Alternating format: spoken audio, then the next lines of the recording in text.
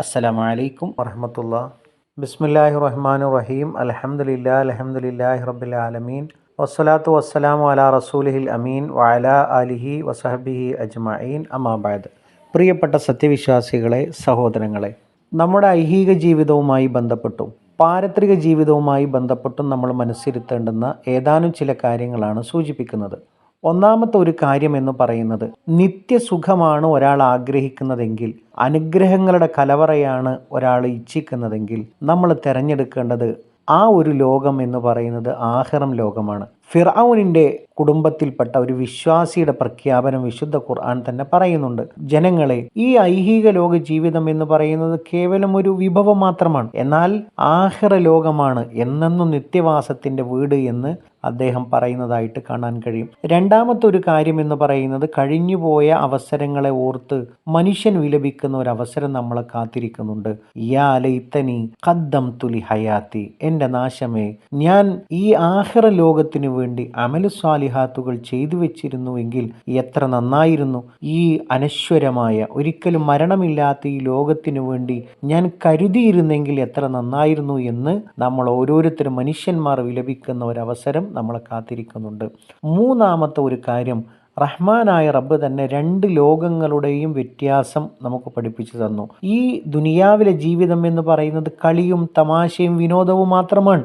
എന്നാൽ ആഖിറത്തിന്റെ വീടെന്ന് പറയുന്നത്, അതാണ് തഖ്വയോടുകൂടി ജീവിച്ച ആളുകൾക്ക് ഉത്തമമായ സങ്കേതം എന്ന് വിശുദ്ധ ഖുർആൻ നമ്മളെ പഠിപ്പിക്കുകയാണ്. നാലാമത്തെ ഒരു കാര്യം എന്ന് പറയുന്നത്, നമ്മളോട് നമ്മുടെ ജീവിതത്തിന്റെ ലക്ഷ്യം പരലോക ഭവനമാക്കാൻ വേണ്ടി നമ്മളോട് ആജ്ഞാപിക്കപ്പെട്ടിട്ടുണ്ട്. മഹാനായ റസൂലുള്ളാഹി സ്വല്ലല്ലാഹു അലൈഹി വസല്ലം പഠിപ്പിച്ചു, മൻ കാന ഹമ്മുഹു അൽ ആഖിറ, ഒരാളുടെ ലക്ഷ്യം എന്ന് പറയുന്നത് ആഖിറമായി തീർന്നാൽ, ജമഅല്ലാഹു ശംലഹു വജഅല ഗിനാഹു ഫീ ഖൽബിഹി വഅതതുഹു ദുനിയ വഹിയ റാഗിമ. അതായത് അള്ളാഹു അവന്റെ കാര്യങ്ങളെ ഏറ്റെടുക്കുന്നു, എളുപ്പമാക്കി കൊടുക്കുന്നു. അവന്റെ കൺമുമ്പിൽ, അവന്റെ മനസ്സിൽ ഐശ്വര്യം നിറക്കുന്നു, ധന്യത നിറക്കുന്നു, സമ്പന്നത നിറക്കുന്നു. വഅതതുഹു ദുനിയ വഹിയ റാഗിമ, അവൻ ഇഷ്ടപ്പെട്ടിട്ടില്ലെങ്കിൽ കൂടിയും ദുനിയാവ് അവനെ തേടി വരുന്നു എന്ന് മഹാനായ റസൂലുള്ളാഹി സ്വല്ലല്ലാഹു അലൈഹി വസല്ലമ പഠിപ്പിക്കുകയാണ്. മറ്റൊരു ആയത്തിൽ നമുക്ക് കാണാം, ഒരാൾ ആഖിറത്തിന്റെ ജീവിതം ഉദ്ദേശിച്ചു, അതിനുവേണ്ടി അയാൾ പണിയെടുത്തു, അയാൾ വിശ്വാസത്തോടു കൂടിയാണ് അയാൾ അത് ചെയ്തതെങ്കിൽ അവരുടെ പരിശ്രമം എന്ന് പറയുന്നത് ഏറ്റവും പ്രശംസനീയമാണ് എന്ന് വിശുദ്ധ ഖുർആൻ നമ്മളെ കൃത്യമായിട്ട് പഠിപ്പിക്കുകയാണ്.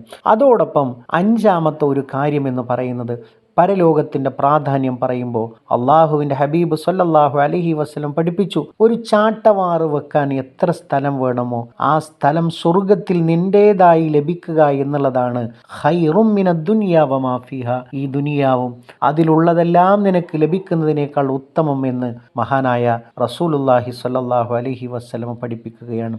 ആറാമത്തെ ഒരു കാര്യം എന്ന് പറയുന്നത്, അള്ളാഹുവിൻ്റെ മുമ്പിൽ ഈ ദുനിയാവ് എന്ന് പറയുന്നത്, അതിലെ വിഭവങ്ങൾ, അതിലെ നേട്ടങ്ങൾ എന്ന് പറയുന്നത് അതീവ നിസ്സാരമാണ്. വല്ലാഹി മദ്ദുനിയ ഫിൽ ആഖിറ, നിങ്ങളുടെ ഈ ദുനിയാവ് ആഖിറത്തെ അപേക്ഷിച്ച് അള്ളാഹുവിൻ്റെ അടുക്കൽ എങ്ങനെയാണ്? ഒരാൾ തൻ്റെ വിരല് സമുദ്രത്തിൽ മുക്കുന്നു, എന്നിട്ട് അവൻ ഉയർത്തി നോക്കട്ടെ, ഫല്യൻദുറു ബിമ തർജിഉ, എന്താണ് ആ വിരലിൽ ഉള്ളത്? അതുപോലെയാണ് ആഖിറത്തിനെ അപേക്ഷിച്ച് ദുനിയാവ് എന്ന് പ്രവാചകൻ സ്വല്ലല്ലാഹു അലൈഹി വസല്ലമ നമ്മളെ പഠിപ്പിക്കുകയാണ്. അതോടൊപ്പം അവസാനിപ്പിക്കുമ്പോൾ ഒരൊറ്റ കാര്യം സൂചിപ്പിക്കട്ടെ, നിഷിദ്ധമായ ഇച്ഛകളിൽ നിന്ന് നമ്മുടെ ശരീരത്തെയും മനസ്സിനെയും തടഞ്ഞ് തിന്മകളിലേക്ക് വിളിക്കുന്ന കൂട്ടുകാരെയും അതിൻ്റെ സ്ഥലങ്ങളെയും അതിൻ്റെ പരിപാടികളെയും അതിൻ്റെ സിംബലുകളെയും ഒക്കെ അതിന് തൊട്ട് നമ്മൾ ബന്ധം വിച്ഛേദിച്ചെങ്കിൽ മാത്രമേ ആഖിറം ലോകത്തിൽ നമുക്ക് ശ്രദ്ധ കേന്ദ്രീകരിക്കാൻ കഴിയൂ. മഹാനായ റസൂലുള്ളാഹി സ്വല്ലല്ലാഹു അലൈഹി വസല്ലം പഠിപ്പിച്ചു, അദ്ദുനിയ സിജ്നുൽ മുഅ്മിൻ വജന്നത്തുൽ കാഫിർ, വിശ്വാസിയുടെ ജയിലറയാണ് ദുനിയാവ്, അതേപോലെ തന്നെ കാഫിറിൻ്റെ സ്വർഗമാണ് ദുനിയാവ് എന്ന് പ്രവാചകൻ സ്വല്ലല്ലാഹു അലൈഹി വസല്ലം പഠിപ്പിക്കുകയുണ്ടായി. മറ്റൊരു ഹദീത്തിൽ നമുക്ക് കാണാം, സ്വർഗം നിറക്കപ്പെട്ടിട്ടുള്ളത് നമ്മുടെ ശരീര ഇച്ഛകളോടുള്ള വെറുപ്പുകളെ കൊണ്ടാണ് സ്വർഗം നിറക്കപ്പെട്ടിട്ടുള്ളത്. എന്നാലോ നരകം വലയം ചെയ്യപ്പെട്ടിട്ടുള്ളത് എങ്ങനെയാണ്? ആഗ്രഹങ്ങൾ, അതേപോലെ തന്നെ കൊതികളെ കൊണ്ടാണ്, പൂതികളെ കൊണ്ടാണ് നരകം നിറക്കപ്പെട്ടിട്ടുള്ളത് എന്ന് പ്രവാചകൻ സ്വല്ലല്ലാഹു അലൈഹി വസല്ലം പഠിപ്പിച്ചതായി കാണാൻ കഴിയും. അതേപോലെ തന്നെ പ്രവാചകൻ സ്വല്ലല്ലാഹു അലൈഹി വസല്ലം ഒരു ജനാസ കടന്നുപോയപ്പോൾ പറഞ്ഞു മുസ്തരീഹുൻ വ മുസ്തറാഹും മിൻഹു. ഇങ്ങനെ പറഞ്ഞപ്പോൾ ഞങ്ങൾ ചോദിച്ചു, അല്ലാഹുവിൻ്റെ റസൂലേ, മൽ മുസ്തരീഹു വൽ മുസ്തറാഹു, എന്താണ് മുസ്തരീഹും മുസ്തറാഹും? പ്രവാചകൻ പറഞ്ഞു, അൽ അബ്ദുൽ മുഅ്മിൻ യസ്തരീഹു മിൻ നസബി ദുനിയ വ അദാഹ ഇലാ റഹ്മത്തില്ല. മുസ്തരീഹ എന്ന് പറഞ്ഞാൽ എന്താണ്? ഒരു സത്യവിശ്വാസി ദുനിയാവിൻ്റെ പ്രയാസങ്ങളിൽ നിന്ന്, ബുദ്ധിമുട്ടുകളിൽ നിന്ന് അള്ളാഹുവിൻ്റെ റഹ്മത്തിലേക്ക് അവൻ നീങ്ങി, അവൻ ആശ്വാസം കൊണ്ടു. എന്നാൽ വൽ അബ്ദുൽ ഫാജിർ, ഒരു തമ്മാടിയായൊരടിമ, അവനിൽ നിന്ന് ഈ ലോകവും ഈ ലോകത്തുള്ള സർവ്വ മനുഷ്യന്മാരും അതേപോലെ തന്നെ മൃഗങ്ങളും അതേപോലെ തന്നെ എല്ലാ സചേതനവും അചേതനവുമായ വസ്തുക്കളും ഒക്കെ അവൻ്റെ മരണം കൊണ്ട് ആശ്വാസം കൊണ്ടു എന്ന് പ്രവാചകൻ സ്വല്ലല്ലാഹു അലൈഹി വസല്ലം പഠിപ്പിക്കുകയാണ്. പ്രിയപ്പെട്ടവരെ, നമ്മുടെ ജീവിതത്തിൻ്റെ ലക്ഷ്യം എന്ത് എന്ന് വളരെ കൃത്യമായി നമ്മൾ മനസ്സിലാക്കുക. റഹ്മാനായ റബ്ബ് നമ്മൾ അനുഗ്രഹിക്കുമാറാകട്ടെ. വാഖിറു ദഅവാനാ അൽഹംദുലില്ലാഹി റബ്ബിൽ ആലമീൻ. അസ്സലാമു അലൈക്കും വറഹ്മത്തുള്ളാഹി. വിസ്ഡം ഇസ്ലാമിക് ഓർഗനൈസേഷൻ അവതരിപ്പിക്കുന്ന നേർവഴി, എല്ലാ ദിവസവും ഏതാനും മിനിറ്റുകൾ.